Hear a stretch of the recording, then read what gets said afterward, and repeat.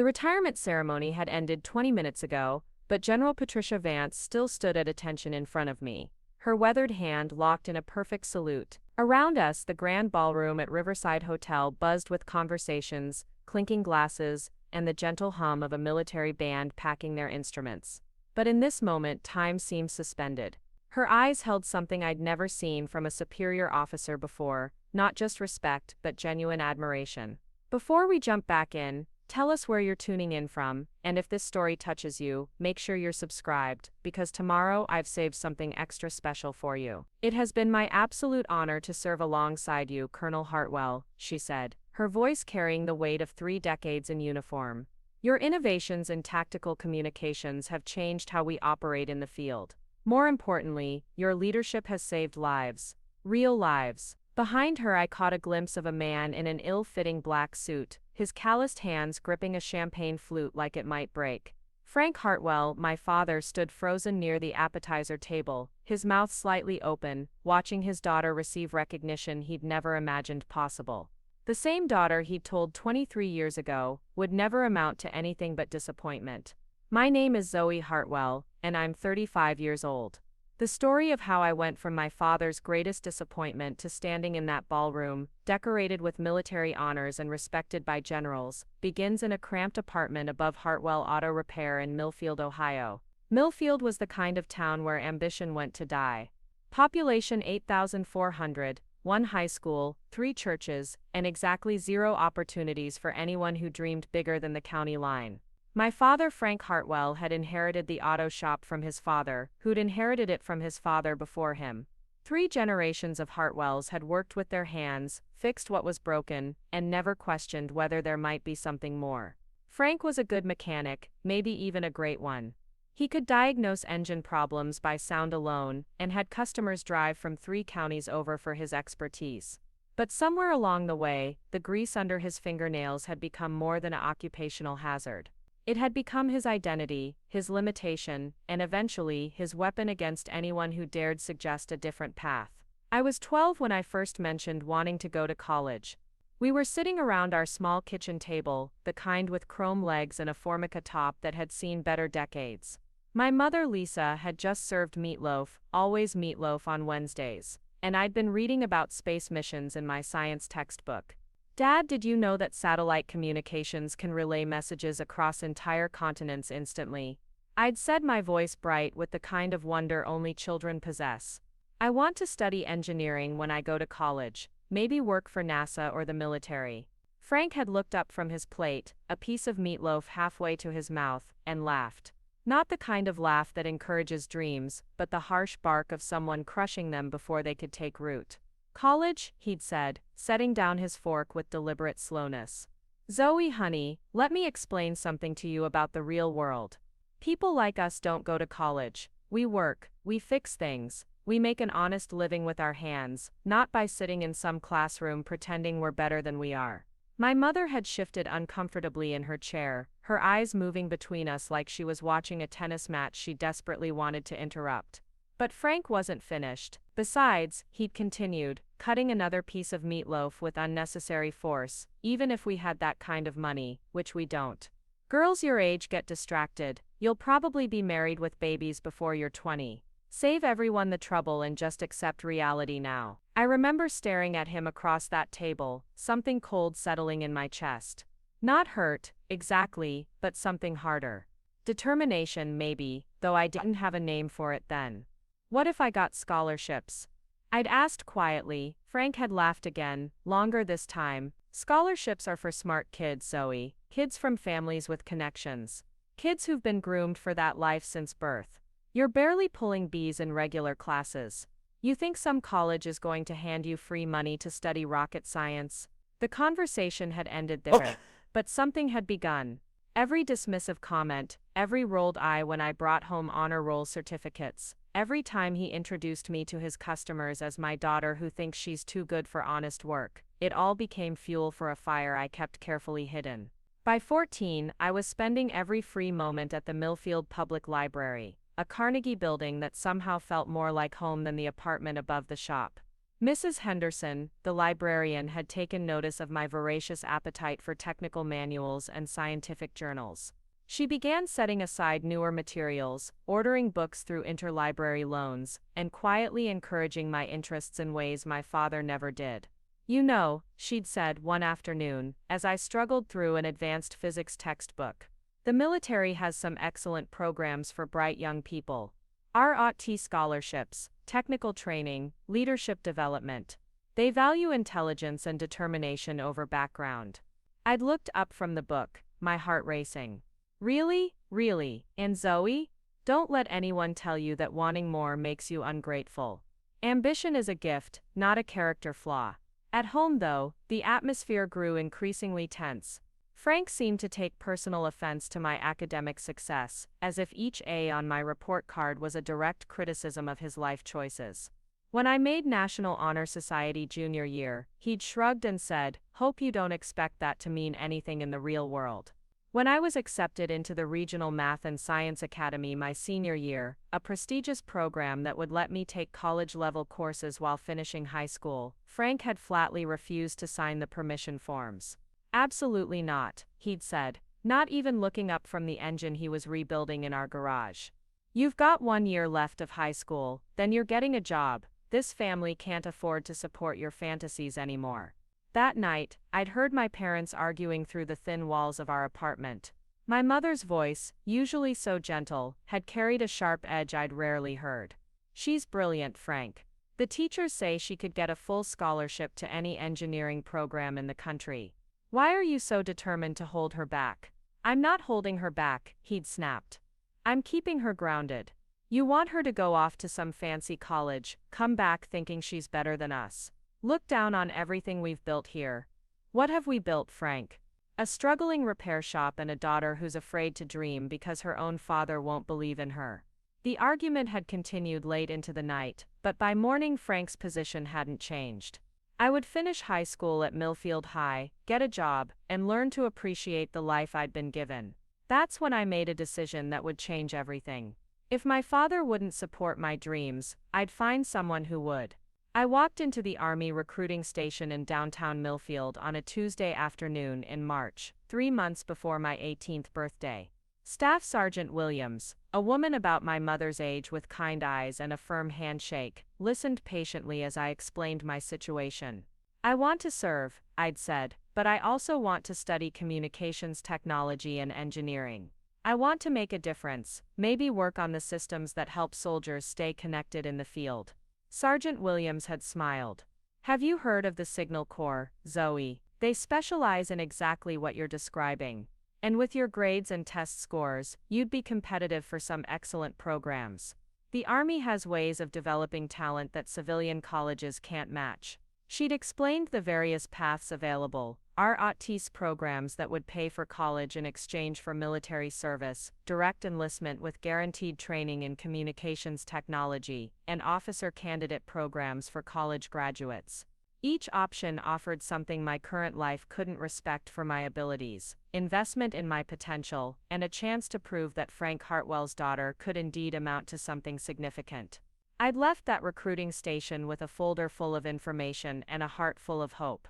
But I'd also left with the knowledge that pursuing any of these paths would mean defying my father directly, probably losing his support entirely, and stepping into a world where I'd have to prove myself without the safety net of home. That evening, I'd tried one more time to bridge the gap between my dreams and my father's expectations. I'd waited until after dinner, when Frank was relaxing in his worn recliner, watching the news and nursing a beer.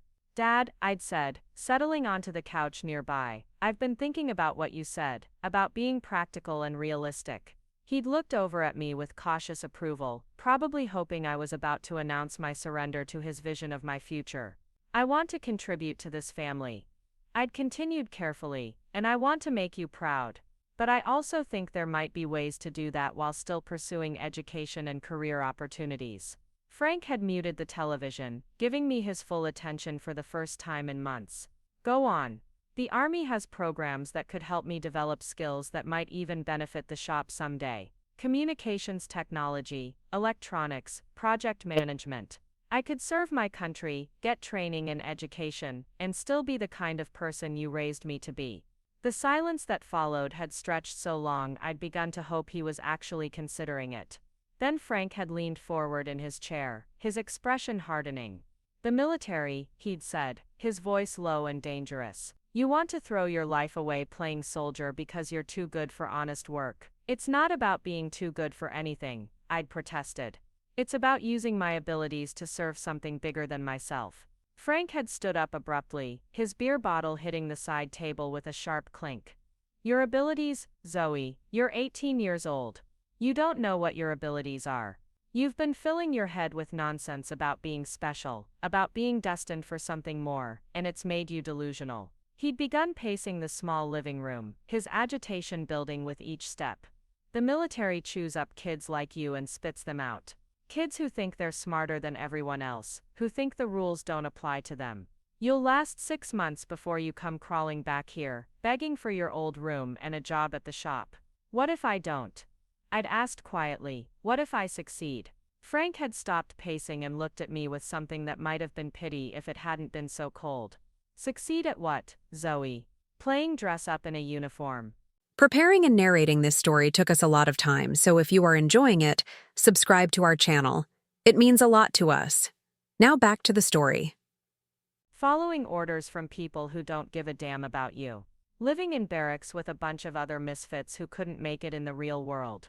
His words had hit like physical blows, but I'd forced myself to stay calm, to keep my voice steady. "The real world, Dad. What's real about limiting yourself to what your father did? Whoa! And his father before him? What's real about being so afraid of failure that you never even try?" That had been the wrong thing to say. Frank's face had flushed red, and when he spoke, his voice had carried a venom I'd never heard before. "You ungrateful little brat," he'd hissed. "Everything I've done has been for this family. Every 12-hour day, every weekend spent fixing cars instead of relaxing, every sacrifice your mother and I have made, it's all been to give you a stable life. And you want to throw it all away, chasing some fantasy about being important." He'd moved closer, towering over me in a way that made me feel 12 years old again. "Let me tell you something about importance, Zoe. Important people don't come from places like Millfield. Important people don't have parents who work with their hands. Important people sure as hell don't announce their plans to abandon their family at 18 because they think they deserve better." The room had gone completely silent, except for the sound of our breathing and the distant hum of the refrigerator in the kitchen. When Frank spoke again, his voice had been quieter but somehow more devastating. "You want to know what I think? Oh. I think you'll join the military, wash out in basic training, and spend the rest of your life working dead-end jobs, while telling anyone who'll listen about how you almost did something special. Because that's what happens to people who reach too high, Zoe. They fall. Hard." He'd sat back in his recliner and unmuted the television, effectively ending the conversation. But not before delivering his final verdict. "Mark my words," he'd said, without looking at me. "You'll never amount to anything but disappointment. And someday when you're struggling to make ends meet in some crappy apartment in a city that doesn't know your name, you'll remember that your father tried to save you from yourself." I'd sat there for several more minutes, watching the news flicker across the screen, while my father pretended I didn't exist. Then I'd quietly gotten up, walked to my room, and pulled out the recruiting materials Sergeant Williams had given me. That night, I'd filled out my preliminary enlistment paperwork, choosing the Signal Corps and requesting assignment to Fort Braxton, North Carolina, where some of the Army's most advanced communications training took place. I'd also written a letter to my mother, explaining my decision and asking for her support, even if I couldn't have my father's. 3 days later, I'd turned 18. Instead of a birthday party, I'd driven to the recruiting station and sworn my oath of enlistment. Staff Sergeant Williams had shaken my hand and smiled with genuine warmth. "You're going to do great things, Zoe," she'd said. "I can see it in your eyes. You've got the kind of determination that turns good soldiers into leaders." When I'd gotten home that evening, my father had been waiting in the kitchen, my enlistment papers somehow already in his hand. Oh. My mother stood beside him, her face tear-streaked but proud. "So you did it," Frank had said, his voice flat. "You actually did it." Oh.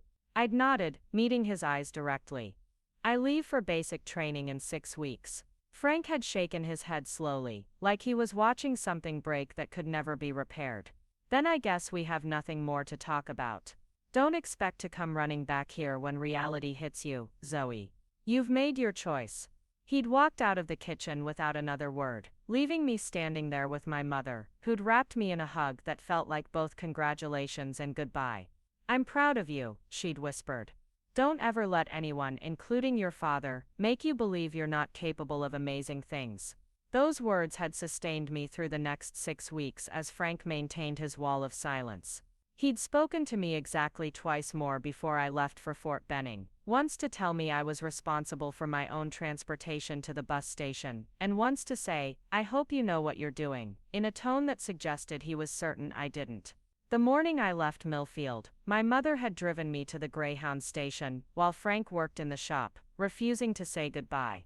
As the bus pulled away from everything I'd ever known, I'd watched my hometown shrink in the rear window, and made myself a promise. I would prove him wrong. Not just wrong about the military, not just wrong about my potential, but wrong about everything he'd believed about limits, and settling, and knowing your place. I would become someone worthy of respect, someone whose achievements couldn't be dismissed or diminished, someone who mattered. I had no idea then that it would take 13 years, countless challenges, and more determination than I'd thought possible.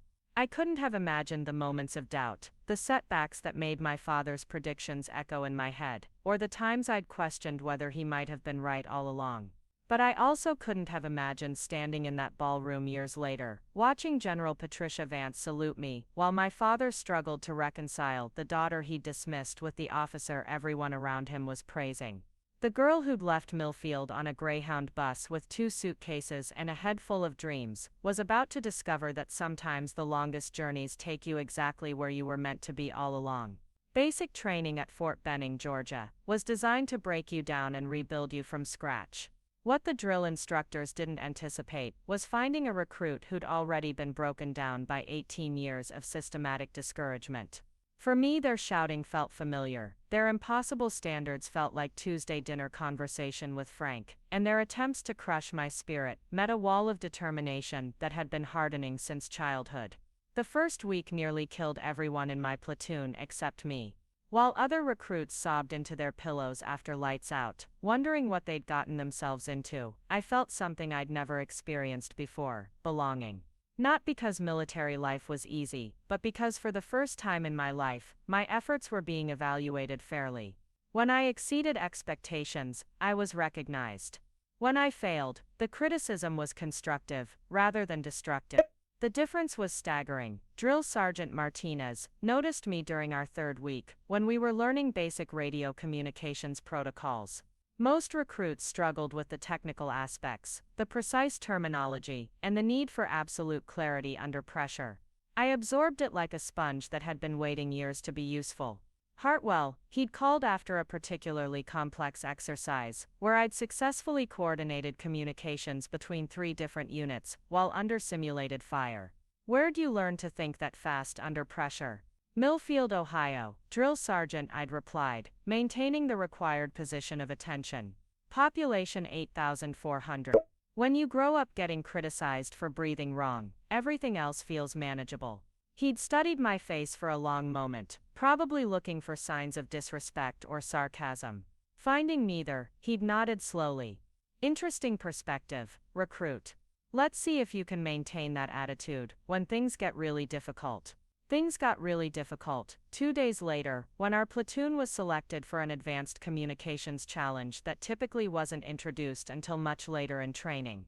We were divided into teams, and tasked with establishing and maintaining radio contact between multiple positions, while navigating obstacle courses, solving tactical problems, and dealing with simulated equipment failures. I'd been assigned as communications specialist for a team led by Jackson, a recruit from Alabama, who'd made it clear from day one that he didn't think women belonged in the military, especially not in technical roles. His plan for the exercise was simple: put me in the rear with the radio equipment, while the real soldiers handled the important stuff. "Just stay connected, and relay what we tell you," he'd instructed during our brief planning session. "Try not to mess anything up." What Jackson didn't know was that I'd been studying the technical manuals every night after lights out, using the small flashlight we were allowed for emergency reading. I'd memorized frequency protocols, backup procedures, and troubleshooting guides that most communications specialists didn't learn until advanced training. Not because I had to, but because I was hungry for knowledge in a way that my father had never understood. The exercise began at 0500, with our team scattered across a 5-mile area, connected only by radio communication. Within the first hour, we'd encountered 3 of the 4 major challenges: a river crossing that required precise coordination between multiple units, a simulated enemy attack that demanded immediate tactical communication, and a navigation error that had left half our team lost in dense woods. Jackson's authoritative confidence lasted exactly 43 minutes. That's when his radio died completely, leaving him cut off from both our team and command. Standard protocol required falling back to the designated communications specialist, me, to coordinate rescue and mission continuation. From my position at base camp, I'd been monitoring all frequencies, tracking each team member's progress, and maintaining detailed logs of our tactical situation. When Jackson's emergency beacon activated, I was ready. All units, this is base command. I'd transmitted with the calm precision we'd been trained to use. Lead unit is experiencing total communication failure at grid reference 347 Mitris 892. Secondary unit, redirect to these coordinates for assistance. Tertiary unit, continue to objective but maintain radio contact every 10 minutes. For the next 3 hours, I'd orchestrated a complex rescue and mission completion that required coordinating with multiple teams, managing equipment failures, and adapting to constantly changing tactical situations. I'd guided lost team members through treacherous terrain using only voice communication, coordinated medical evacuation for a simulated injury, and maintained mission continuity when our primary objectives changed twice. When the exercise ended, our team had not only completed every assigned task but had done so faster and more efficiently than any other group. The evaluating officers were particularly impressed with our communication protocols and crisis management. Drill Sergeant Martinez had pulled me aside afterward, his expression unreadable. "Hartwell, I've been training recruits for 8 years. I've seen natural leaders, technical experts, and soldiers with exceptional potential. But I've never seen someone your age handle complex communications under pressure like you did today." He'd paused, studying my face again. "Where did you really learn to do that?" I'd thought about his question carefully before answering. "Drill Sergeant, I grew up in a house where every conversation was a potential crisis. Where saying the wrong thing, or saying the right thing the wrong way, could result in hours of criticism and disappointment. When your father expects you to fail at everything, you learn to be prepared for anything." Martinez had nodded slowly. "That's either going to make you one hell of a soldier, or it's going to burn you out before you're 25. Which one depends on what you do with all that preparation." That conversation had stayed with me through the remaining weeks of basic training, where I'd consistently ranked in the top 5% of my class in both technical and leadership evaluations. But it wasn't until I arrived at Fort Braxton for advanced individual training in signal operations that I'd truly begun to understand what Martinez had meant. Fort Braxton was a different world entirely. Where basic training had been about learning to be a soldier, AIT was about learning to be a specialist. The Signal Corps training facility housed some of the most sophisticated communications equipment in the military, and the instructors were seasoned professionals who'd managed communications in real combat situations around the world. My first day of technical training, I'd walked into a classroom filled with equipment that looked like something from a science fiction movie. Satellite uplinks, digital encryption systems, portable communications arrays that could establish secure connections anywhere on Earth. It was everything I'd dreamed about during those long nights at the Millfield Public Library, reading about military technology and wondering if I'd ever be smart enough to understand it. Captain Derek Stone, our primary instructor, was a 15-year veteran who'd served in 3 combat deployments and earned a reputation for producing the Army's most capable communications specialists. He was also known for his brutal honesty about student potential and his zero tolerance for mediocrity. "Ladies and gentlemen," he'd said on that first morning, surveying our class of 32 students with the expression of someone evaluating livestock, "90% of you think you're here because you're good with computers or because you scored high on some aptitude test. You're wrong." He'd begun pacing the front of the classroom, his hands clasped behind his back. "You're here because the Army needs people who can think clearly when everything is falling apart. People who can maintain critical communications when lives depend on your ability to adapt, improvise, and execute under impossible conditions. Captain Stone had stopped pacing and fixed his gaze on our group. Some of you will discover that you're not as smart as you thought you were. Others will find out that intelligence means nothing without discipline and dedication. A few of you might actually have what it takes to become the kind of communications specialist that commanders trust with their most critical operations. Over the next 16 weeks, Captain Stone's assessment had proven painfully accurate. Students who'd arrived confident and cocky had washed out during the first month when they'd discovered that memorizing technical specifications was only the beginning. Others had excelled in classroom settings but crumbled when faced with equipment failures during field exercises. I'd found my element immediately. Not just the technical aspects, though I'd absorbed those faster than most of my classmates, but the pressure, the complexity, and the constant demand for creative problem solving. Every challenge felt like a more sophisticated version of the mental exercises I'd been doing since childhood, anticipating problems, preparing multiple solutions, and maintaining composure when everything went wrong. My breakthrough moment had come during our 8th week, during a field exercise designed to simulate communication support for a forward operating base under attack. The scenario was deliberately overwhelming: multiple simultaneous communication requirements, equipment failures, enemy jamming attempts, and constantly changing tactical situations that required split-second decisions. Our class had been divided into teams of 4, each responsible for maintaining communications for different aspects of the operation: medical evacuation, supply coordination, tactical updates, and command liaison. I'd been assigned to medical evacuation, traditionally considered the most stressful assignment because mistakes could mean simulated casualties. The exercise had begun at 0200 with a simulated rocket attack on our base camp. Within minutes, we'd had multiple casualties requiring immediate evacuation. Our primary communication equipment had been damaged by the attack, and enemy jamming had made our backup frequencies unreliable. Working with failing equipment and intermittent radio contact, I'd managed to coordinate 7 separate medical evacuations over the course of 6 hours. Each evacuation had required establishing secure communication with incoming aircraft, coordinating with ground medical teams, and maintaining situational awareness of ongoing tactical operations. Several times I'd had to switch frequencies, reroute communications through alternate systems, and work around equipment failures that would have shut down normal operations.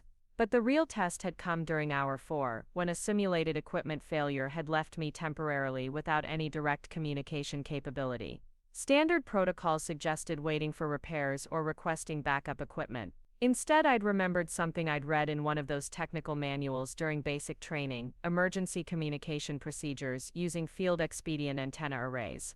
Using spare wire, a metal mess kit, and some creative engineering, I'd constructed a makeshift communication system that allowed me to re-establish contact with evacuation aircraft.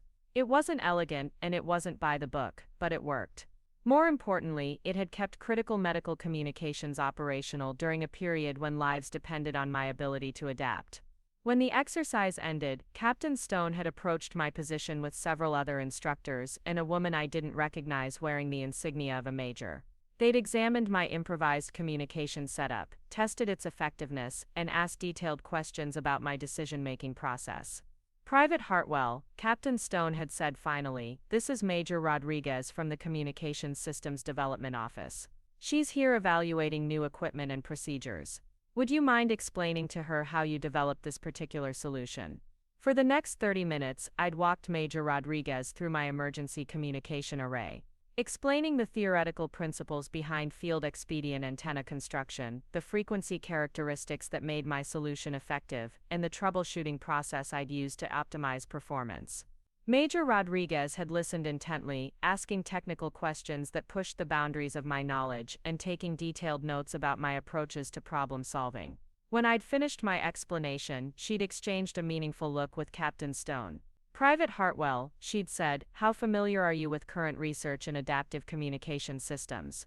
I'd admitted that my knowledge was limited to what I'd been able to read in technical journals and training manuals, but that I'd always been interested in how communication systems could be made more resilient and adaptable to field conditions.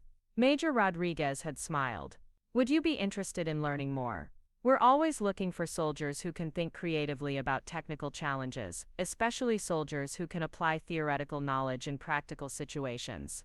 That conversation had led to my first real understanding that military service could offer opportunities I'd never imagined. Not just training and education, but the chance to work on cutting-edge technology with people who valued innovation and creative thinking. Over the remaining weeks of AIT, I'd continued to excel in both technical proficiency and leadership exercises. My instructors had begun assigning me increasingly complex challenges, including some that were typically reserved for more advanced courses. I'd absorbed every lesson, mastered every system, and consistently demonstrated the kind of adaptability and innovation that the Signal Corps valued most. Captain Stone had called me into his office during our final week of training. His desk had been covered with evaluation forms, assignment requests, and what looked like several official recommendations. "Hartwell," he'd said, leaning back in his chair, "I've been training communications specialists for 7 years. In that time, I've recommended exactly 3 soldiers for advanced technical programs immediately after AIT. Would you like to know why?" I'd nodded, unsure whether this was leading toward good news or disappointment. Because most soldiers, even the best ones, need time to develop the confidence and experience necessary for high-level technical work. They need to prove themselves in standard assignments before they're ready for specialized roles. He'd picked up one of the forms from his desk. "You're different. You think like someone who's been doing this for years, but you still have the curiosity and eagerness of someone just beginning." Captain Stone had handed me the form, a recommendation for immediate assignment to the Advanced Communications Systems course at Fort Gordon, followed by potential placement with one of the Army's premier technical units. "This is an opportunity that most soldiers work years to earn," he'd continued. "It's also a chance to work with some of the most sophisticated communication technology in the world, alongside people who are defining the future of military communications." I'd stared at the recommendation form, barely believing what I was reading. Advanced training, cutting-edge technology, assignment to an elite unit, everything I'd dreamed about during those long nights in Millfield when my father's voice had echoed in my head, telling me I'd never amount to anything. "There's one thing you should understand," Captain Stone had added, his expression growing serious. "This path isn't just about technical excellence. The units you'd be working with handle some of the most critical communication requirements in the military.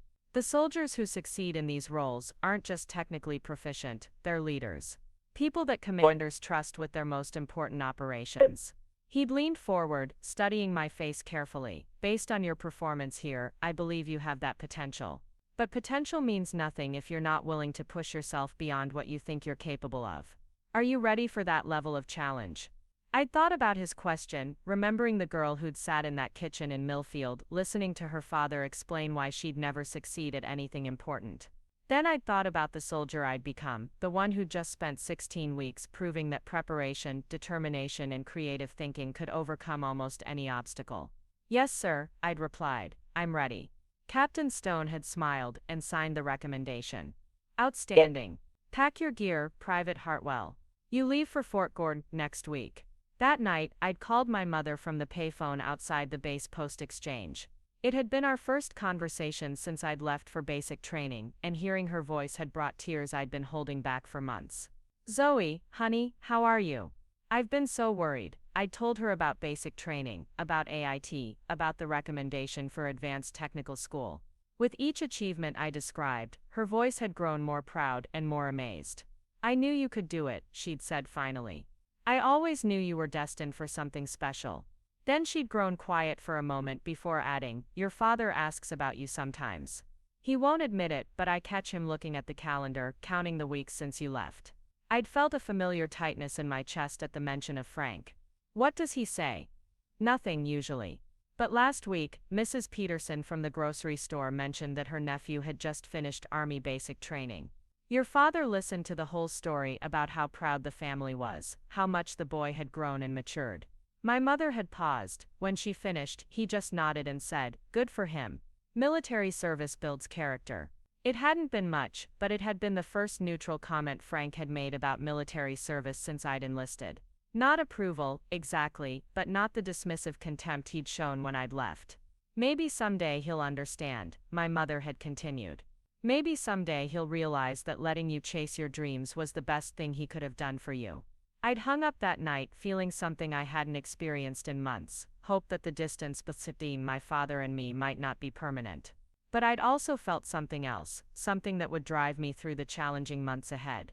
I was no longer trying to prove Frank wrong just for the satisfaction of victory. I was building a life that would be worth something regardless of whether he ever acknowledged it. Every skill I mastered, every challenge I overcame, every recognition I earned was creating a person who mattered not because her father finally approved, but because she'd chosen to become someone worthy of respect. The girl who boarded the bus to Fort Gordon was different from the one who'd left Millfield 8 months earlier. She was stronger, more confident, and absolutely certain that she was exactly where she belonged.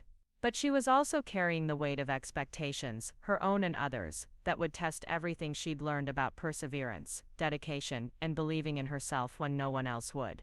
Advanced technical training would prove to be just the beginning of a journey that would take her places she'd never imagined, challenge her in ways she hadn't anticipated, and ultimately lead her back to that moment in the ballroom where everything would come full circle.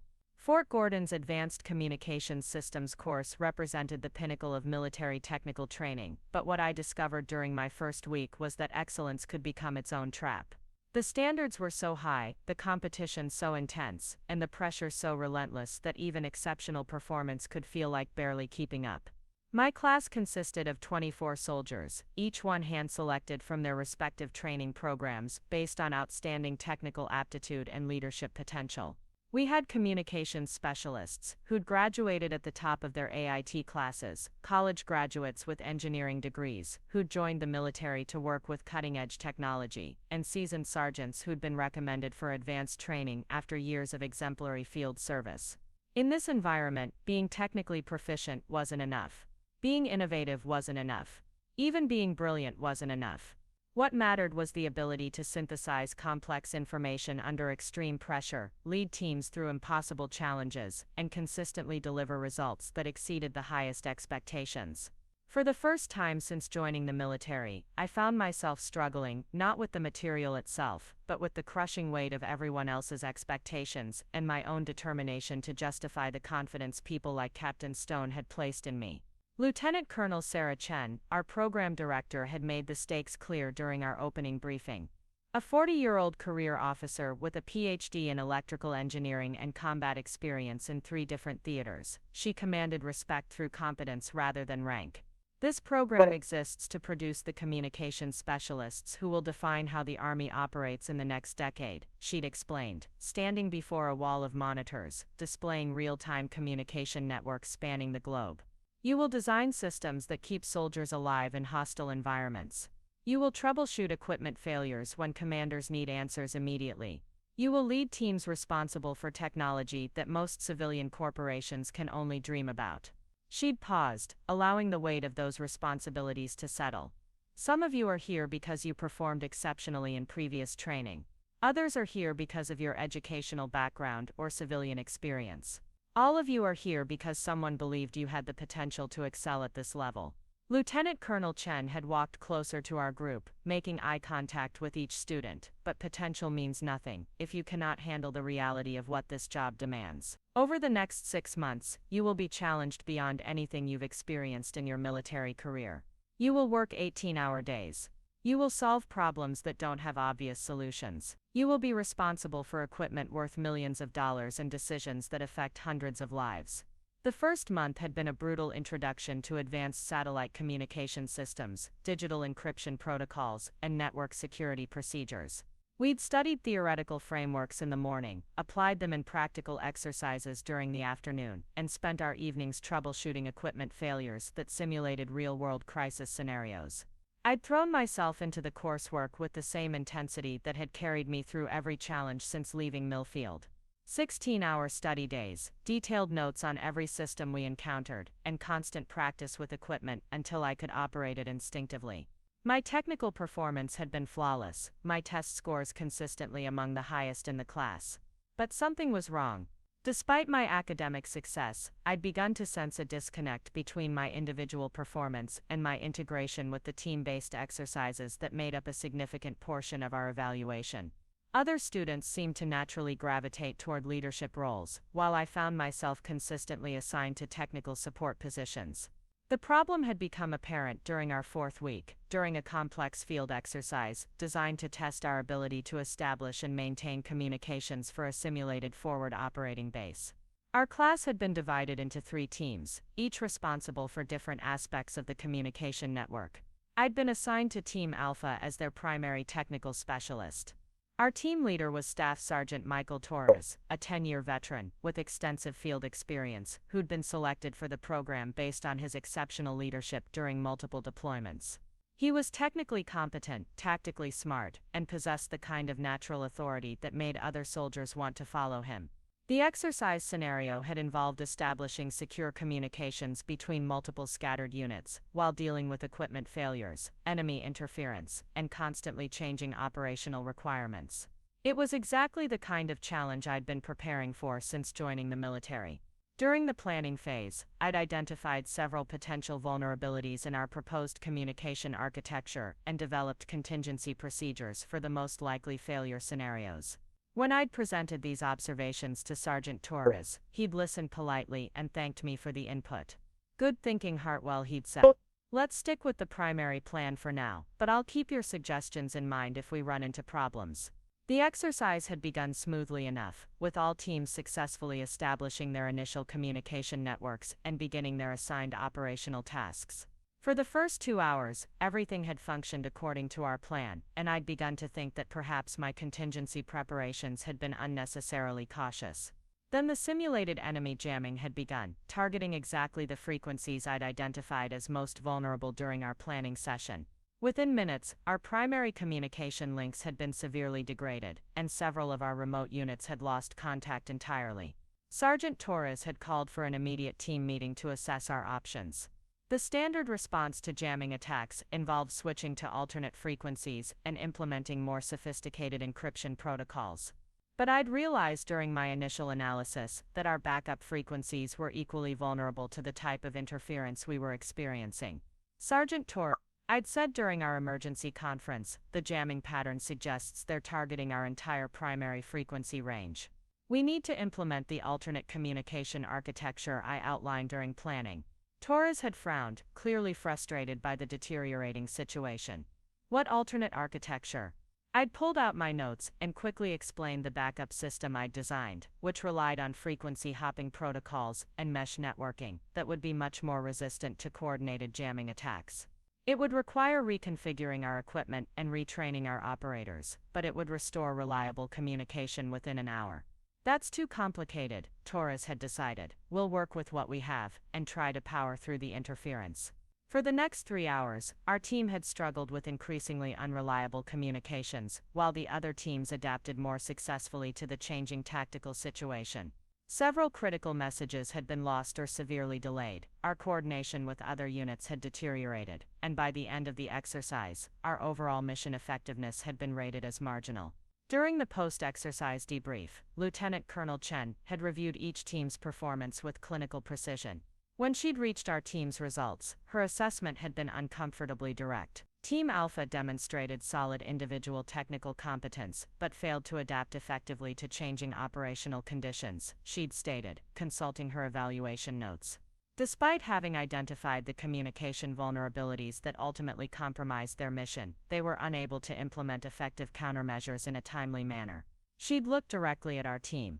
"This represents a failure of both leadership and team dynamics.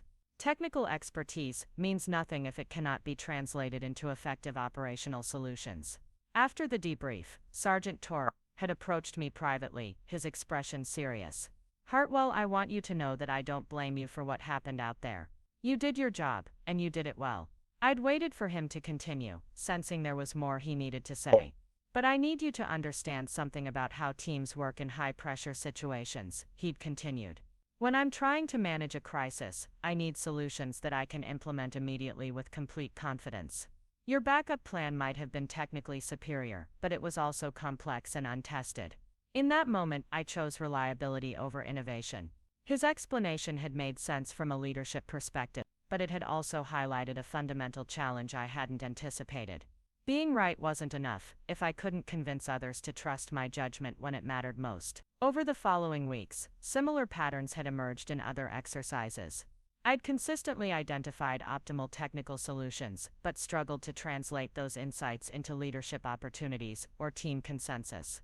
Other students who were less technically proficient but more naturally charismatic had begun to emerge as the program's standout performers.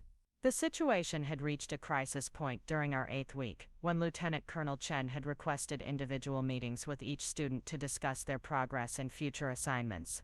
When my turn came, I'd entered her office, expecting to discuss my technical achievements and potential specialization areas. Instead, she'd confronted me with an assessment that shattered every assumption I'd made about my military career trajectory. Private Hartwell, she'd begun, reviewing a folder thick with evaluation reports. Your technical performance in this program has been exceptional. Your test scores rank in the top 5%, your equipment proficiency is outstanding, and your theoretical understanding of advanced communication systems is among the best I've seen. I'd felt a moment of relief, thinking the meeting was going to be more positive than I'd anticipated. However, Lieutenant Colonel Chen had continued. Technical excellence alone does not qualify someone for the leadership positions this program is designed to fill. Over the past 2 months, I've observed a consistent pattern in your team interactions that concerns me. She'd set down the folder and looked at me directly. You consistently develop superior solutions to complex problems, but you struggle to convince others to implement those solutions. You perform exceptionally as an individual contributor, but you haven't demonstrated the leadership presence necessary for advanced command positions. The words had hit me like a physical blow. After months of excelling in every measurable aspect of my training, I was being told that I lacked the most fundamental quality necessary for military leadership. I don't understand, I'd said, trying to keep my voice steady. My performance evaluations have been excellent. My instructors have consistently praised my technical abilities and problem-solving skills. Lieutenant Colonel Chen had nodded. All of that is accurate. But consider this, the units you'll be assigned to after completing this program don't need exceptional technicians. They need leaders who can inspire confidence, make critical decisions under pressure, and convince others to follow them into dangerous situations. She'd pulled a specific report from my folder. Last week's communication security exercise is a perfect example. Your analysis of the network vulnerabilities was brilliant, and your proposed countermeasures would have been highly effective.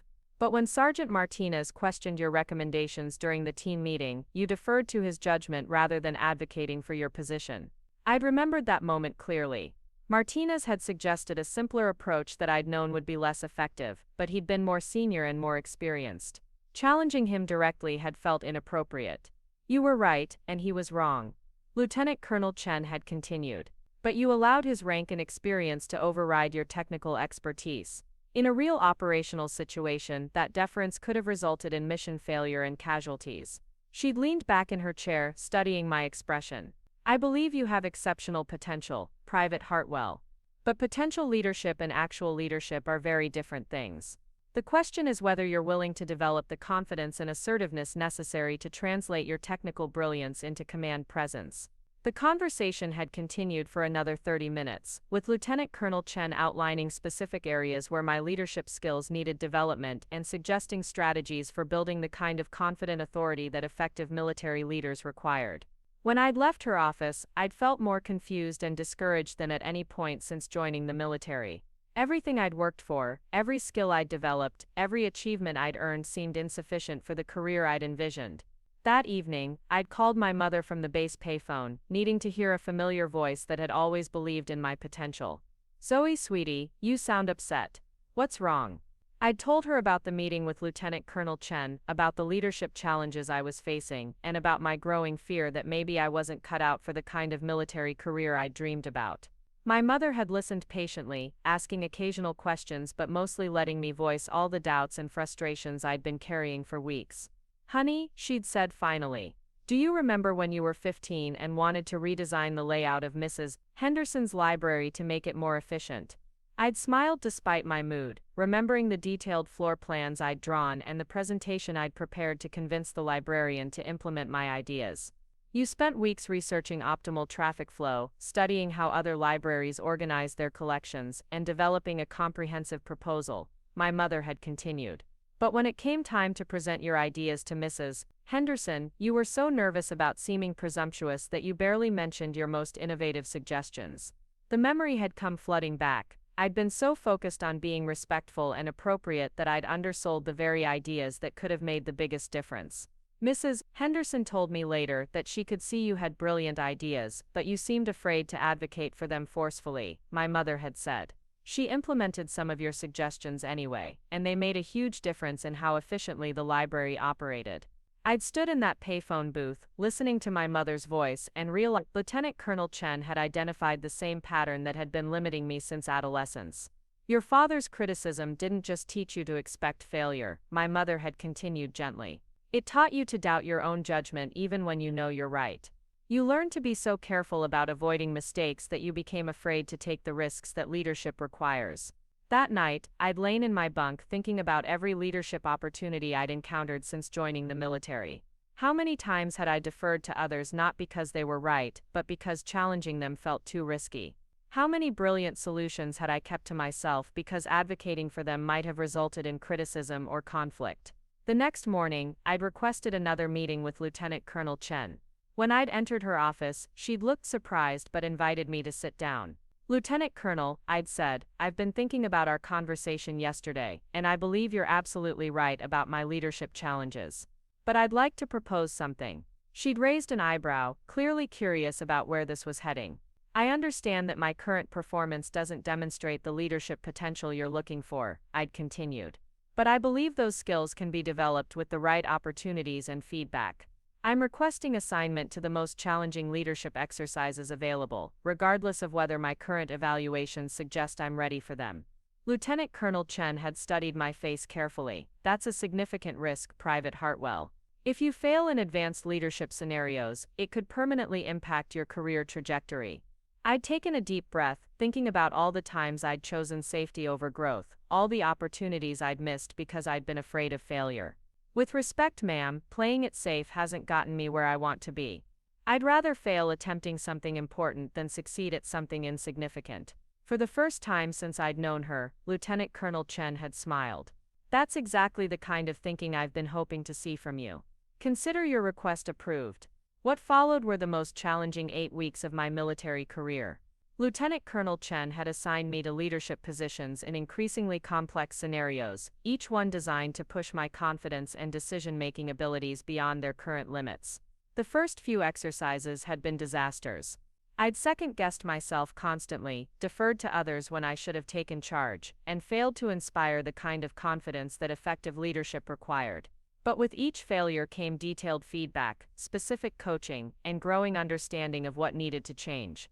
The breakthrough had come during a simulated combat communication crisis that required coordinating multiple units while dealing with equipment failures, casualties, and enemy interference. I'd been assigned as the primary communication coordinator, responsible for maintaining operational effectiveness for an entire battalion. When the exercise had begun, everything that could go wrong had gone wrong immediately. Primary communication systems had failed, backup equipment had been compromised, and 3 different units had lost contact simultaneously. Standard procedures suggested requesting support from higher command and implementing conservative damage control measures. Instead, I'd remembered Lieutenant Colonel Chen's advice about taking calculated risks and trusting my technical judgment. Rather than following standard protocols, I'd implemented an innovative communication architecture that combined 3 different technologies in ways that weren't officially supported, but that I knew would be more effective under the current conditions. All units, this is control, I'd transmitted with a confidence I was surprised to hear in my own voice. We're implementing emergency communication protocols. Switch to alternate frequencies and prepare for encrypted relay through mobile units. For the next 4 hours, I directed a complex communication recovery operation that required making split-second decisions about resource allocation, personnel assignments, and technical configurations. Every choice had carried the risk of making the situation worse, but I'd trusted my analysis and committed fully to each decision. When other leaders had questioned my unconventional approaches, I'd explained my reasoning clearly and confidently, then proceeded with implementation whether they agreed or not. When equipment failures had threatened to derail our progress, I'd adapted quickly and found creative solutions rather than falling back on standard procedures. The exercise had ended with our battalion maintaining higher communication effectiveness than any other unit in the simulation, despite facing more severe initial challenges than most teams encountered. During the debrief, Lieutenant Colonel Chen had reviewed our performance with the same clinical precision she applied to every exercise. But when she'd reached the assessment of my leadership during the crisis, her tone had been notably different. Private Hartwell demonstrated exceptional decision-making under pressure, innovative problem-solving, and the kind of confident leadership that inspires trust in subordinates and superiors alike, she'd stated. Her communication recovery operation represents exactly the kind of adaptability and technical leadership this program is designed to develop. After the formal debrief, Lieutenant Colonel Chen had called me aside privately. "Hartwell, what changed? 8 weeks ago, you were technically brilliant but couldn't convince anyone to follow your lead. Today you commanded a complex operation with the confidence of a seasoned officer." I'd thought about her question carefully before answering.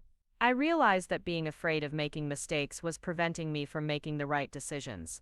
My father always told me I'd fail at anything important, so I learned to avoid situations where failure was possible.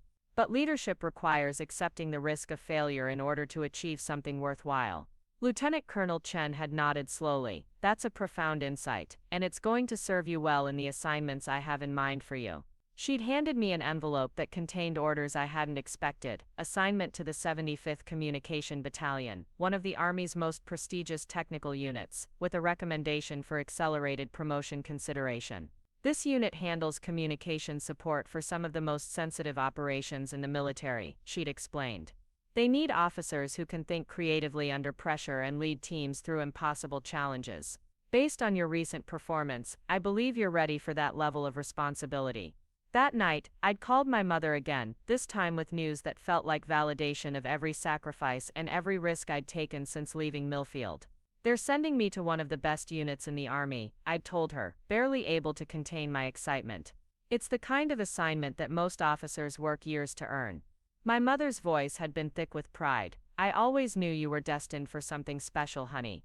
I just knew it." Then she'd grown quiet for a moment before adding, "Your father heard about your promotion. He didn't say much, but I caught him telling Mr. Peterson that his daughter was doing well in the military." It hadn't been much, but it was the first time Frank had acknowledged my military service in anything approaching positive terms. Not pride, exactly, but perhaps the beginning of recognition that his daughter might actually be succeeding at something he'd been certain she'd fail at. But even as I'd felt grateful for that small acknowledgement, I'd realized that my father's opinion had become less important than my own growing confidence in my abilities and potential. I was no longer trying to prove Frank wrong about my limitations. I was discovering what I was actually capable of when I stopped limiting myself to what felt safe and started pursuing what felt important. The orders to the 75th Communication Battalion represented more than just a prestigious assignment. They were an opportunity to test everything I'd learned about leadership, technical innovation, and the kind of courage required to make decisions that mattered.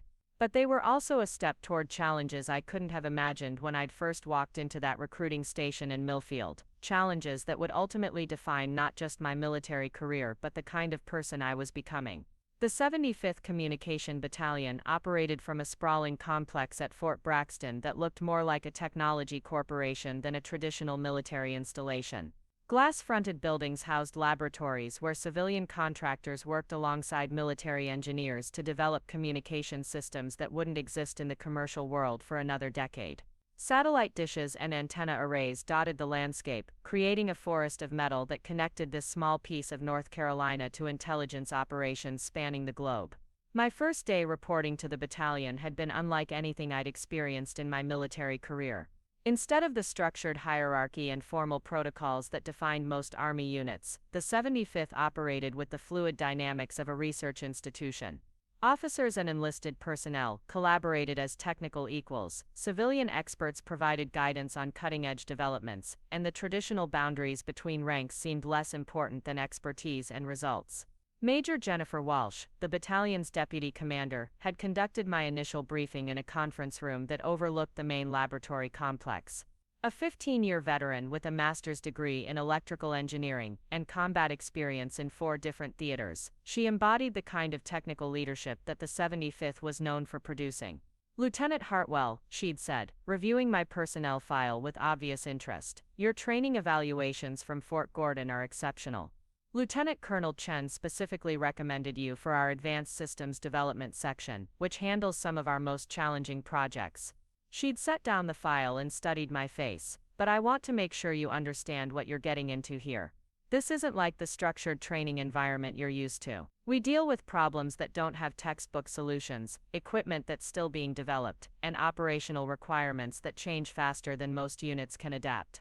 Major Walsh had gestured toward the window, where I could see technicians working with equipment I didn't recognize. The projects you'll be assigned to directly support active operations around the world. The systems you help develop will be deployed to forward positions where soldiers' lives depend on their reliability. There's no room for theoretical solutions that can't be implemented under field conditions. She'd paused, allowing the weight of those responsibilities to settle. Lieutenant Colonel Chen believes you have the technical skills and leadership potential to succeed here. But potential means nothing if you can't handle the pressure of real-world consequences. Are you ready for that level of responsibility? I'd thought about her question, remembering the confidence I'd finally found during those last weeks at Fort Gordon. Yes, ma'am. I'm ready to contribute however the battalion needs me. Major Walsh had smiled. Good answer. Report to Captain Rodriguez in Lab 7 tomorrow morning. She'll orient you to your first project. Captain Elena Rodriguez turned out to be a 30-year-old communications engineer who'd earned her reputation by solving problems that other experts had declared impossible. She'd joined the Army after completing a PhD in computer science, drawn by the opportunity to work on technology that civilian companies couldn't touch. Her laboratory was a maze of prototype equipment, testing apparatus, and workstations where small teams collaborated on projects that seemed pulled from science fiction. Hartwell, welcome to the frontier, she'd said, leading me through the lab while explaining the various projects in development. We're currently working on adaptive communication networks that can reconfigure themselves in real time, satellite uplinks that can maintain contact through electronic warfare attacks, and mobile command systems that can establish secure communications anywhere on Earth within minutes. She'd stopped at a workstation where 3 technicians were troubleshooting what appeared to be a briefcase-sized communication array. This is your first assignment. We call it the Phoenix system, a portable communication hub that can establish and maintain contact with multiple units, using any available frequency spectrum, even in environments where traditional radio communication is impossible. Captain Rodriguez had picked up the device, turning it over to show the sophisticated antenna arrays and processing units packed into its compact frame. The concept is brilliant, the technology is cutting edge, and the potential applications are revolutionary. There's just one problem: we can't make it work reliably. She'd set the device back down with obvious frustration. We've been working on this for 8 months. The system functions perfectly in laboratory conditions, but every field test results in communication failures, frequency interference, or complete system crashes. Command is getting impatient, and we're running out of ideas. I'd examined the Phoenix system, noting the elegant engineering and sophisticated components that represented months of development work. What kind of field conditions are causing the failures? That's the mystery, Captain Rodriguez had replied. The failures aren't consistent. Sometimes the system works flawlessly for hours before crashing, other times it fails immediately upon deployment. We've tested every component individually, verified all the software protocols, and simulated every operating condition we could think of. She'd pulled up a series of test reports on her workstation. The pattern suggests that something about real-world deployment environments is interfering with system operations in ways that our laboratory testing can't replicate. But we haven't been able to identify what that something might be. Over the next 3 days, I'd immersed myself in the Phoenix system's design specifications, test reports, and failure analysis data. The technology was genuinely impressive: adaptive frequency selection algorithms that could find clear communication channels in cluttered spectrum environments, encryption protocols that provided military-grade security, and processing power that enabled real-time optimization of signal routing and network topology. But as I'd studied the failure reports, a pattern had begun to emerge that the previous testing hadn't accounted for. The system failures weren't random, they correlated with specific environmental conditions that weren't being replicated in laboratory testing. On my 4th day, I'd requested permission to observe a field test personally. Captain Rodriguez had been skeptical, pointing out that dozens of engineers had watched previous tests without gaining new insights. But she'd agreed to let me accompany the next testing session. The field test had been conducted at a training range that simulated the kind of challenging terrain where the Phoenix system would likely be deployed. Rolling hills, dense vegetation, and scattered metal structures that could interfere with radio signals. The testing team had included 2 technicians, a communications specialist, and an observer from the unit that would eventually receive the systems. I'd watched the setup process carefully, noting how the technicians configured the equipment and established initial communication links. Everything had proceeded according to protocol, and for the first 30 minutes, the system had performed exactly as designed. Then, just as Captain Rodriguez had warned, the Phoenix system had begun experiencing intermittent failures. Communication links would drop unexpectedly, the frequency selection algorithms would freeze, and the entire system would require manual reset to restore functionality. While the technicians had focused on troubleshooting the equipment itself, I'd been observing the environmental factors that might be contributing to the failures. Temperature fluctuations, humidity changes, electromagnetic interference from nearby equipment, and subtle variations in power supply characteristics. But it hadn't been any of those factors that had caught my attention. It had been the way the testing team was using the system. In laboratory conditions, the Phoenix system was operated by trained technicians who understood its capabilities and limitations. They followed precise protocols, made adjustments gradually, and treated the equipment with the careful attention that sophisticated technology required. In field conditions, the system was being operated by soldiers who needed it to work immediately, reliably, and without requiring extensive technical knowledge. They were making rapid configuration changes, pushing the system to its operational limits, and expecting it to adapt to conditions that the laboratory testing had never encountered. The Phoenix system hadn't been designed for the reality of how soldiers actually used communication equipment in operational environments. That evening, I'd requested a meeting with Captain Rodriguez to discuss my observations. She'd listened patiently as I'd explained my theory about the disconnect between laboratory testing and operational usage patterns. "That's an interesting hypothesis," she'd said when I'd finished. "But how would you propose testing it? We can't exactly ask combat units to modify their operational procedures to accommodate our equipment limitations." I'd been prepared for that question. What if we reverse the problem? Instead of trying to make field operations conform to laboratory conditions, what if we modify the system to adapt to real-world usage patterns? Captain Rodriguez had frowned. "Explain." I'd pulled out the notes I'd been making since observing the field test. "The current system assumes that operators will make careful gradual adjustments and follow optimal operating procedures. But soldiers in operational environments need to make rapid changes, recover quickly from errors, and push equipment beyond its designed parameters." I'd pointed to specific examples from the test data. Every failure we observed occurred when the system was being used in ways that were operationally necessary, but technically suboptimal. What if we redesigned the adaptive algorithms to anticipate and compensate for those usage patterns, instead of being disrupted by them? Captain Rodriguez had studied my notes carefully, asking detailed questions about the specific modifications I was proposing. When I'd finished explaining my approach, she'd been quiet for several minutes. "Your proposal would require significant changes to the core algorithms," she'd said finally. "It would also mean acknowledging that our original design assumptions were flawed." I'd nodded. "But it would also create a system that actually works under real-world conditions instead of just laboratory conditions." Captain Rodriguez had smiled slowly. "Submit a detailed proposal by Friday. If your analysis holds up, we'll start development on Phoenix System Mark II next week." The next 3 weeks had been a blur of algorithm development, prototype testing, and iterative improvements. Working with a team of programmers and hardware engineers, I'd helped redesign the Phoenix system's adaptive protocols to anticipate and compensate for the kind of rapid suboptimal usage that characterized real-world military operations.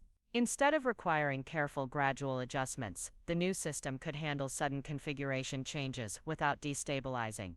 Instead of assuming optimal operating conditions, it continuously monitored environmental factors and adjusted its performance parameters accordingly. Instead of failing when pushed beyond its designed limits, it degraded gracefully while maintaining essential communication capabilities. The first field test of Phoenix Mark II had been conducted under deliberately challenging conditions: multiple rapid reconfigurations, suboptimal antenna positioning, and constant changes to operational requirements. For 6 hours, the system had maintained reliable communications while adapting seamlessly to conditions that would have crashed the original design within minutes. Captain Rodriguez had been present for the test, monitoring system performance and taking detailed notes on operational effectiveness. When the test had concluded with complete success, she'd approached me with an expression I'd learned to recognize as serious approval. Lieutenant Hartwell, that was the most successful field test we've conducted since beginning this project, she'd said. More importantly, it was the first test that convinced our end users that this technology could actually support their operational requirements. She'd paused, consulting her notes. I'm recommending you for the lead engineer position on our next development project. It's a system that's even more challenging than Phoenix, with even higher stakes for operational success. 2 days later, I'd found myself in Major Walsh's office, receiving an assignment that would test everything I'd learned about technical innovation and leadership under pressure. Lieutenant Hartwell, Major Walsh had begun, you're being assigned to the Atlas project, our most ambitious communication system development effort. The objective is to create a command and control network that can maintain secure real-time communication between military units operating anywhere in the world, even in environments where conventional communication is impossible. She'd handed me a classified briefing document that outlined the project's scope and requirements. This system will support some of the most sensitive operations the military conducts. The units that receive this technology will be operating in hostile territories where communication failures could result in mission compromise and casualties.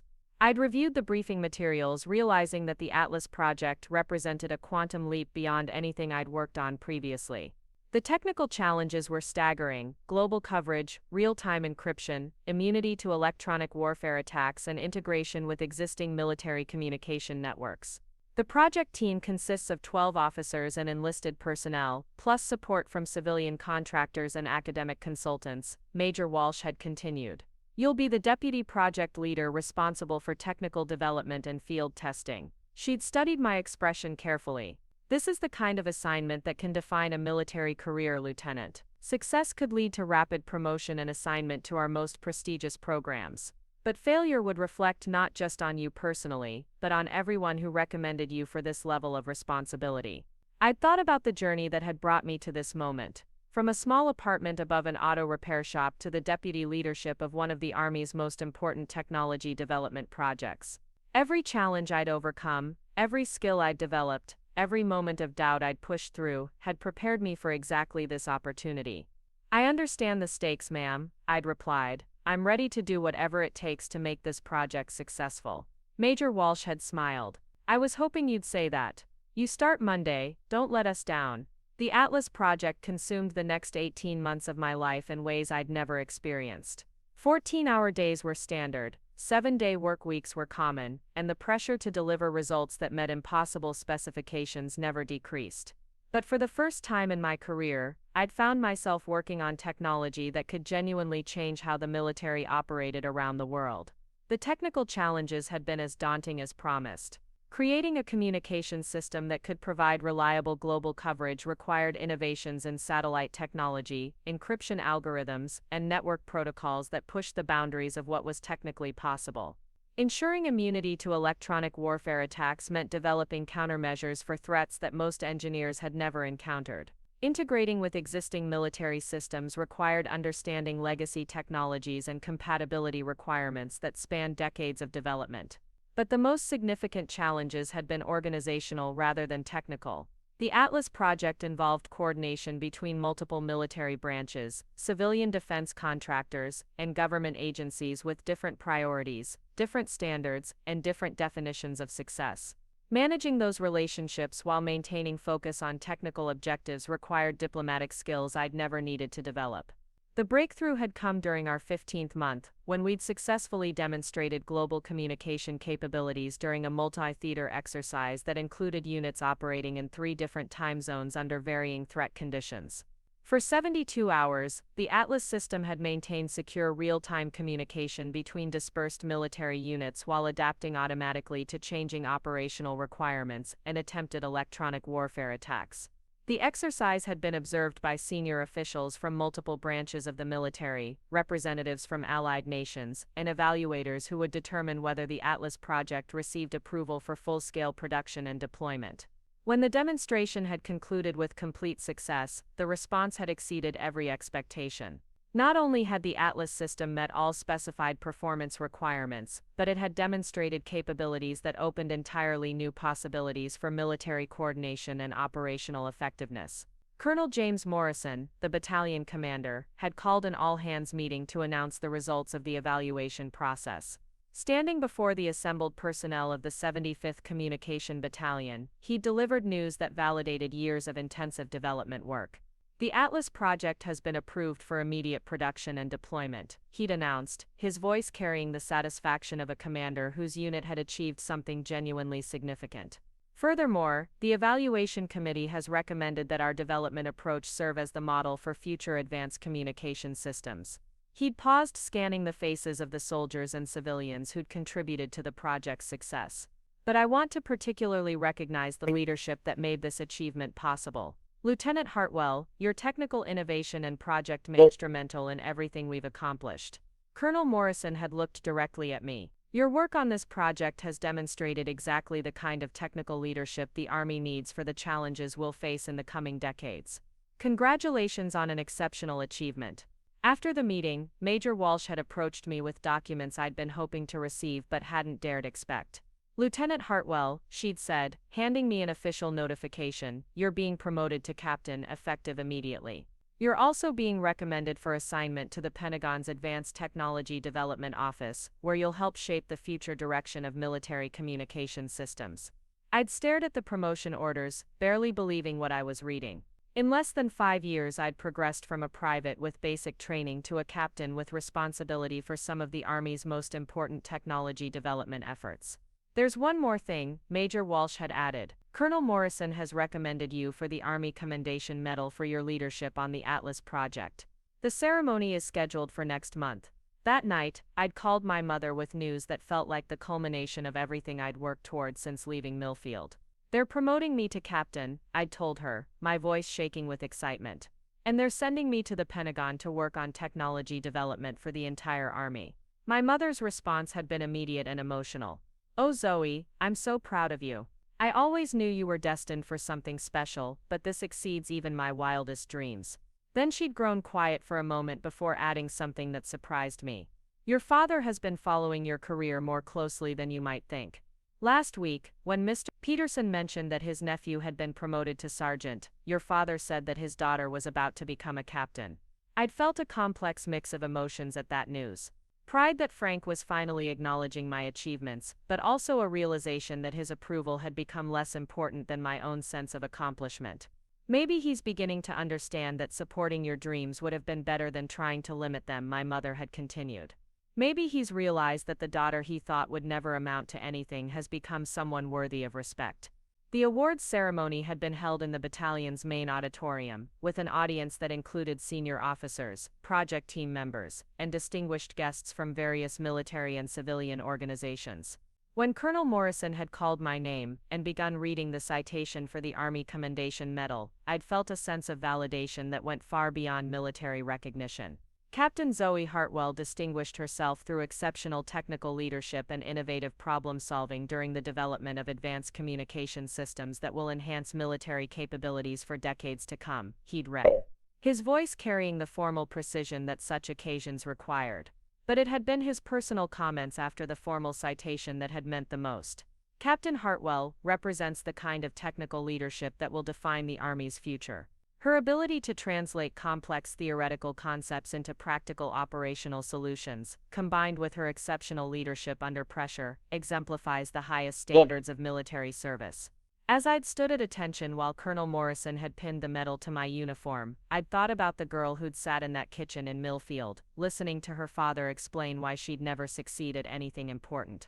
That girl had never imagined standing in a military auditorium, being recognized for achievements that would impact operations around the world. But more than that, I'd realized that the journey from Frank's disappointed daughter to Captain Hartwell had required more than just technical competence or military training. It had required developing the confidence to pursue ambitious goals despite others' doubts, the resilience to persist through setbacks and criticism, and the courage to take on responsibilities that carried real consequences for real people. The Pentagon assignment represented another leap forward, but it also meant leaving the environment where I'd discovered my potential and proven my capabilities. As I'd prepared for the transition to Washington, I'd realized that the most important transformation hadn't been in my military career, but in my understanding of what I was actually capable of when I stopped limiting myself to other people's expectations. 3 weeks later, I'd received a letter that would set the stage for everything that followed. It had been postmarked from Millfield, written in my mother's familiar handwriting, but the contents had been unexpected. Zoe, she'd written, your father has something he wants to tell you.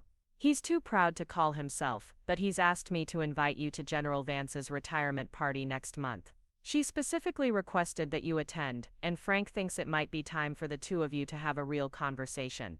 The letter had continued with details about the retirement ceremony for General Patricia Vance, the commanding general, who'd overseen much of the advanced technology development work that had defined my recent career.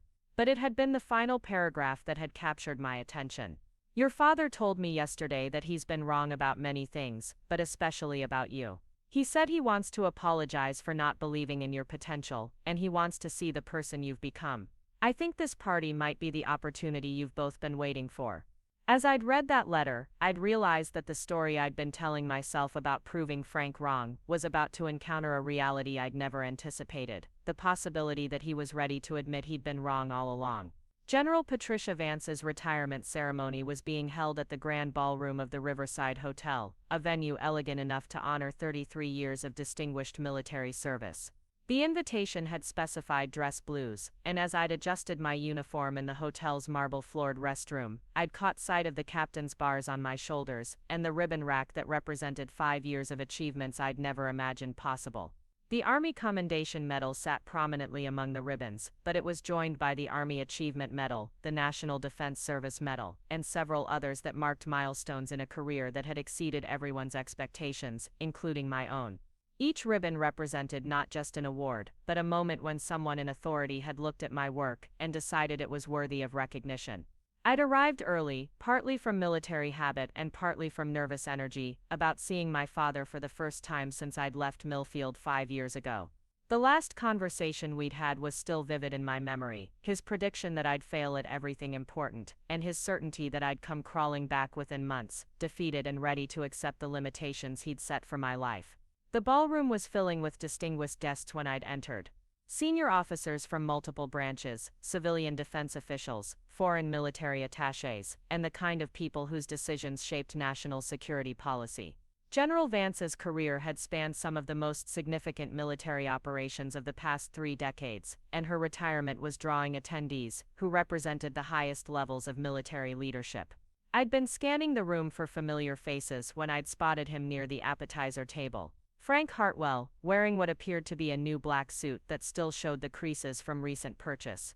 His calloused mechanic's hands gripped a champagne flute like he wasn't quite sure what to do with it, and his expression suggested he felt as out of place in this environment as I'd once felt in advanced physics classes.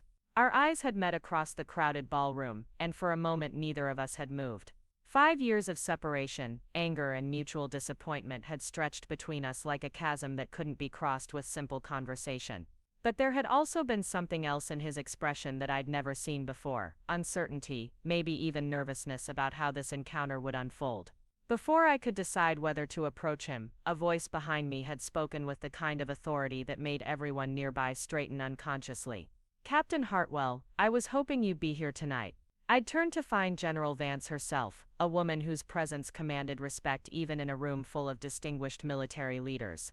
At 58, she carried herself with the confidence of someone who'd earned her position through exceptional competence, rather than political maneuvering. Her handshake was firm, her eye contact direct, and her smile genuinely warm. General Vance, congratulations on your retirement, I'd replied, falling automatically into the respectful tone appropriate for addressing such senior leadership. Thank you for including me in tonight's celebration.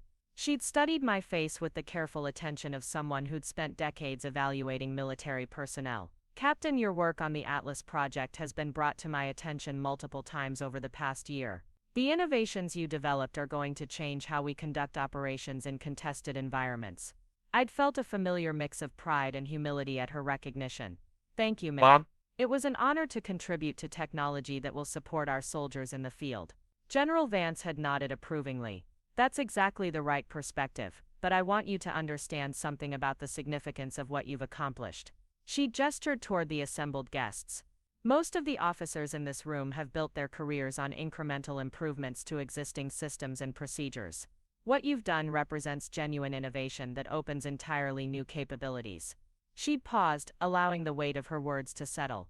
The Atlas communication system isn't just an upgrade to what we had before, it's a fundamental advancement that will enable operations we couldn't previously attempt.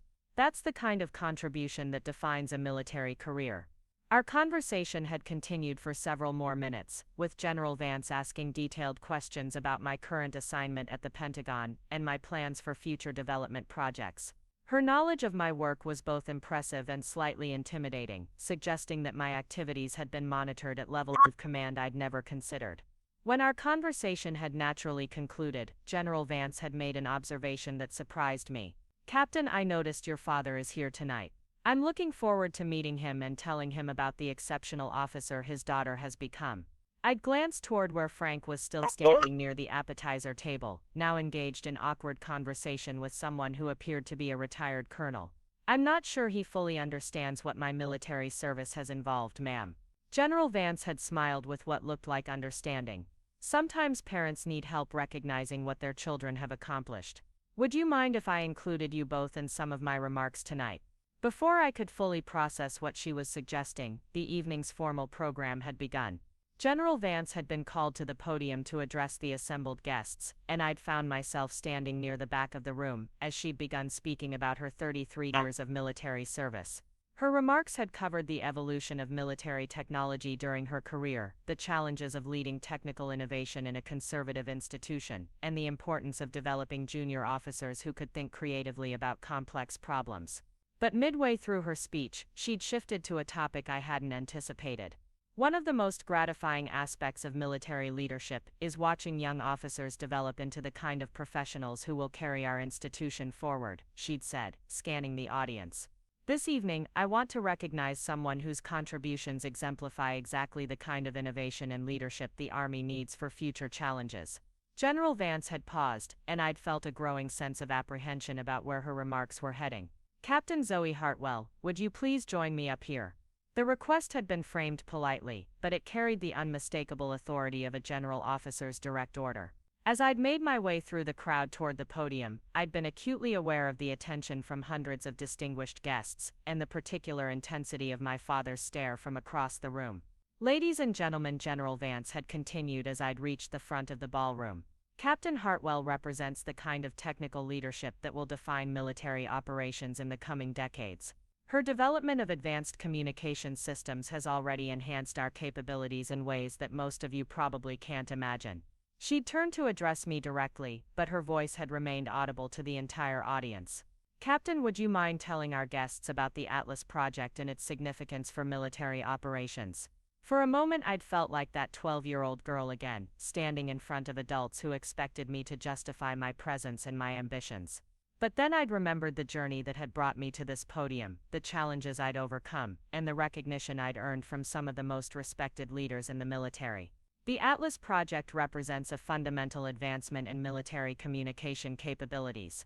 I'd begun my voice carrying the confidence I'd developed through years of briefing senior officers on complex technical subjects. It enables secure real-time communication between military units operating anywhere in the world, even in environments where conventional communication is impossible. I'd continued for several minutes, explaining the technical innovations that made the Atlas system unique, and the operational capabilities it provided to commanders in the field. As I'd spoken, I'd noticed the audience's growing attention and apparent appreciation for the complexity of what we'd accomplished. When I'd finished my explanation, General Vance had addressed the audience again. "What Captain Hartwell hasn't mentioned is that she was the deputy project leader for this development effort, responsible for the technical innovations that made the system's success possible.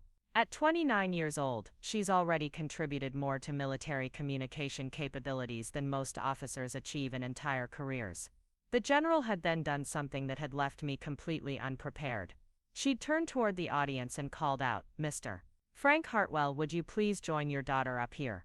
I'd watched in amazement as my father had made his way through the crowd, his expression a mixture of pride and bewilderment that I'd never seen before. When he'd reached the podium, General Vance had placed a hand on each of our shoulders. "Hartwell," she'd said, addressing my father directly while the entire ballroom listened, "I want you to know that your daughter is one of the most capable officers I've encountered in over 3 decades of military service. Her technical brilliance, leadership under pressure, and dedication to excellence represent the very best of what our institution can produce." Frank had looked at me, then at General Vance, then back at me, as if trying to reconcile the person he'd dismissed 5 years ago with the officer receiving praise from one of the Army's most senior leaders. The communication systems your daughter has developed will save lives in combat situations. General Vance had continued, the innovations she's created will enhance military effectiveness for decades to come. Most importantly, her leadership and technical expertise have established her as exactly the kind of officer our institution needs for future challenges. She'd paused, studying Frank's face carefully. You should be extraordinarily proud of what she's accomplished. What had followed was the moment I'd been unconsciously preparing for since the day I'd left Millfield. Frank had stood there in front of hundreds of distinguished guests, facing the undeniable evidence that his daughter had not only succeeded but had excelled at exactly the kind of important work he'd been certain she'd fail at. When General Vance had stepped back from the microphone, Frank had remained at the podium for several seconds, looking at me with an expression I'd never seen before. Not the dismissive certainty that had characterized our relationship for so many years, but something that looked like genuine amazement. "Zoe," he'd said finally, his voice barely audible over the ambient noise of the ballroom, "I had no idea.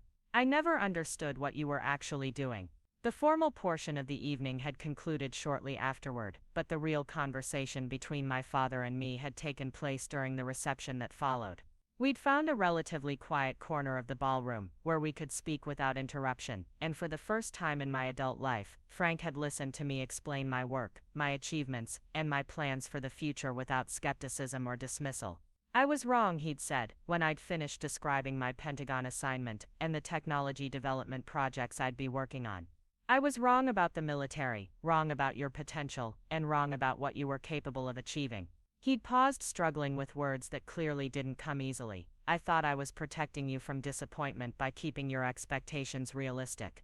But what I was really doing was limiting you to my own fears and limitations." Frank had looked around the ballroom, taking in the distinguished guests, and the obvious respect I'd been shown throughout the evening. "This isn't the life I imagined for you, but it's clearly the life you were meant to have. I'm sorry it took me so long to understand that." Our conversation had continued late into the evening, covering years of misunderstanding and missed opportunities for connection.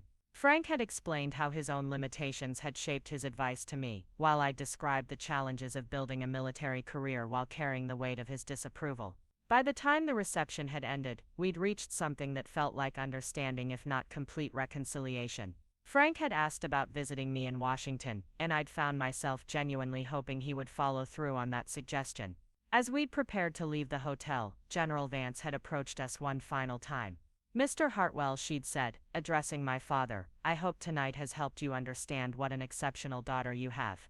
The Army is fortunate to have her, and I suspect her best contributions are still ahead of her." She'd turned to me with a smile that suggested genuine fondness. "Captain Hartwell, I'll be following your career with great interest. Don't let anyone convince you to settle for anything less than the extraordinary achievements you're capable of." 6 months later, I'd received a promotion to major, an assignment to lead the Pentagon's next-generation communications systems development program. Frank had attended the promotion ceremony, wearing the same black suit but with an expression of pride that I'd never seen before. During his visit to Washington, he'd toured the Pentagon facilities where I worked, met some of my colleagues, and gained a fuller understanding of the scope and significance of my responsibilities. The transformation in his attitude had been remarkable, but more importantly, it had been genuine. "I spent so many years telling you that you'd never amount to anything," he'd said, during one of our conversations that weekend. "But the truth is, you've become someone I never imagined possible. Someone whose work matters in ways I never understood." Today, 7 years after leaving Millfield with 2 suitcases and a determination to prove my father wrong, I wear the rank of lieutenant colonel and lead technology development efforts that will shape military operations for the next generation. The girl who sat in that kitchen listening to predictions of inevitable failure has become someone whose innovations are implemented by military units around the world. But perhaps more importantly, I've learned that the most meaningful validation doesn't come from proving others wrong about your limitations. It comes from discovering what you're actually capable of, when you stop accepting those limitations as permanent truths. Frank and I speak regularly now, and our relationship has evolved into something neither of us could have anticipated during those difficult years in Millfield. He's learned to appreciate achievements he never understood, while I've learned to forgive limitations that were shaped by his own experiences and fears. The daughter he thought would never amount to anything has built a life that matters not because he finally approves, but because she chose to pursue something worth achieving regardless of his approval. That distinction has made all the difference, both in my career and in our relationship. Sometimes the longest journeys take you exactly where you were meant to be all along, even when the destination bears no resemblance to anyone's original expectations. Up next, you've got 2 more standout stories right on your screen. If this one hit the mark, you won't want to pass these up. Just click and check them out.